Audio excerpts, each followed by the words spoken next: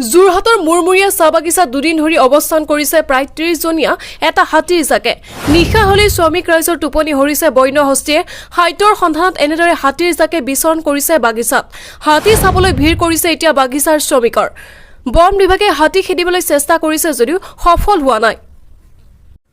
পুনৰ জনাইছো এই খবৰ যোৰহাটৰ মুৰমুৰীয়া চাহ বাগিচাত দুদিন ধৰি অৱস্থান কৰিছে প্ৰায় ৩০জনীয়া এটা হাতীৰ জাকে। নিশা হ'লেই শ্ৰমিক ৰাইজৰ টোপনি হৰিছে এতিয়া বন্য হস্তীয়ে। খাদ্যৰ সন্ধানত এনেদৰে হাতীৰ জাকে বিচৰণ কৰিছে বাগিচাত। হাতী চাবলৈ ভিৰ বাগিচাৰ শ্ৰমিকৰ। বন বিভাগে এতিয়া হাতী খেদিবলৈ চেষ্টা কৰিছে যদিও সফল হোৱা নাই। মৰিয়নিৰ পৰা পৰশুৰাম তাতেই ৰিপৰ্ট, নিউজ 24 এনি। ধৰি লওক আপোনাৰ 25-30টামান হ'ব। গতিকে ৰাতি অহা টাইমটো আপোনাৰ হ'ব মানুহ তেতিয়া মানে চব হৈ গৈছিলে।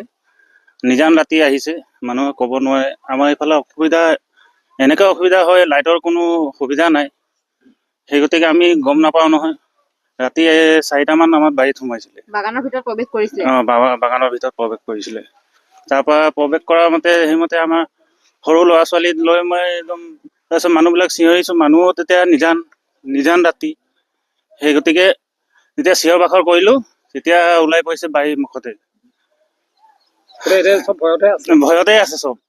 কেইজনীয়া হাতীৰ জাক হ'ব? কেইজনীয়া মানে আপোনাৰ আপোনালোকে দেখিছে পুৱাৰ পৰা?